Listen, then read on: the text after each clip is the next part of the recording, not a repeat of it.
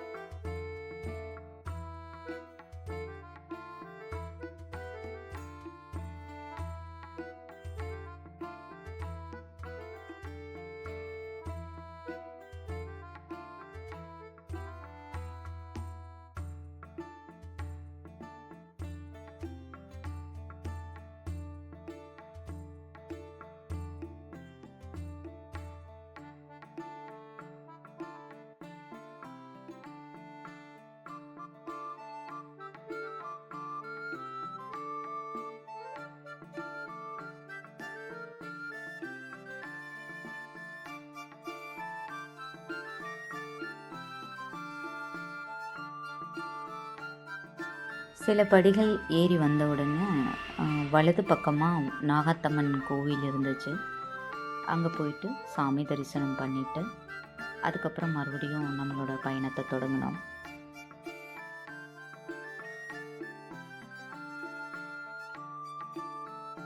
அப்போ தான் வெள்ளிங்கிரி மலை அப்புறம் சென்னிமலை பாதுகாப்பு இயக்கத்தில் இருக்கிற கார்த்திக் அண்ணாவை நாங்கள் சந்தித்தோம்.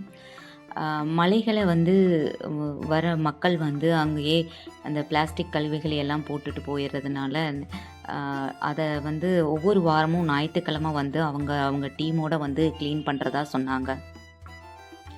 நாங்களும் அதில் ஒரு பார்ட்டாக இருக்கணும்னு நினச்சோம். அதனால் நாங்கள் கீழே வரும்போது எங்களால் முடிஞ்ச அளவுக்கு குப்பைகளை எடுத்துகிட்டு வரோன்னா அவங்கக்கிட்ட ஒரு சாக்கு பையை வாங்கிட்டு மறுபடியும் எங்கள் பயணத்தை தொடங்கினோம்.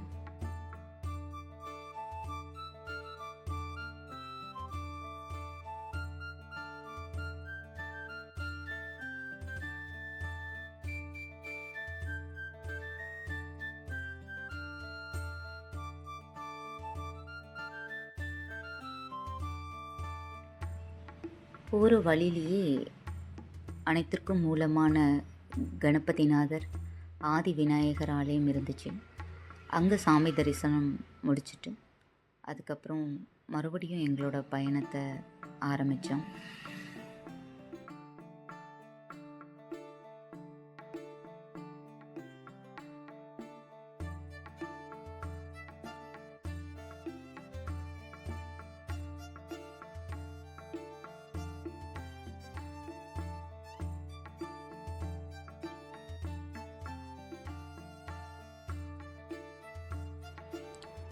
நாங்கள் போகிற ஒவ்வொரு மலையேற்ற பயணத்துலேயும் வந்து பார்த்திங்கன்னா பைரவர் எங்களுக்கு துணையாக கூட வந்துடுவாங்க. அது எங்கேருந்து தான் வருவாங்கன்னு தெரியாது. ஆனால் சரியான நேரத்துக்கு எங்கள் கூட வழி துணையாக கூடவே வந்துட்டுருப்பாங்க.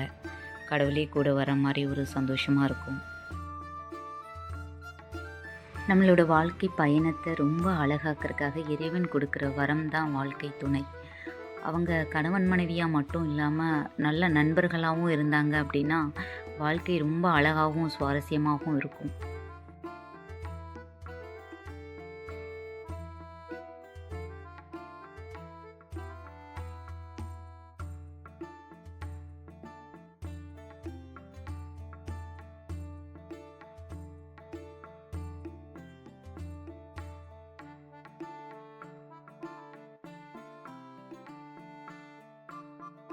ஆயிரத்தி 320 படிகள் கடந்து நம்ம சென்னிமலை ஆண்டவரை தரிசனம் பண்ணுறதுக்கு கோயில் வளாகத்துக்குள்ளே வந்துட்டோம். அங்கே இருக்கிற மூல கணபதியை தரிசனம் பண்ணிவிட்டு அதுக்கப்புறம் நாங்கள் கோயிலுக்குள்ளே என்ட்ரானோம். கோவில் வளாகத்துக்குள்ளே வந்து பார்த்திங்கன்னா வீடியோ ஃபோட்டோஸ் எடுக்கிறதுக்கு அனுமதி இல்லை. அதனால் நாங்கள் உள்ளே எதுவும் கவர் பண்ணலை. அதுக்கப்புறம் சென்னிமலை ஆண்டவர் கோயிலுக்கு பின்புறமாக இருக்கிற வள்ளி தெய்வானை கோயிலுக்கு போயிட்டு அங்கேருந்து அப்படியே அதை அதுக்கு பின்புறமாக இருக்கிற பின்னாக்கு சித்தரோட குகைக்கு போயிருந்தோம். ரொம்ப ஒரு அமைதியான ஒரு சூழலாக இருந்துச்சு அந்த இடம்.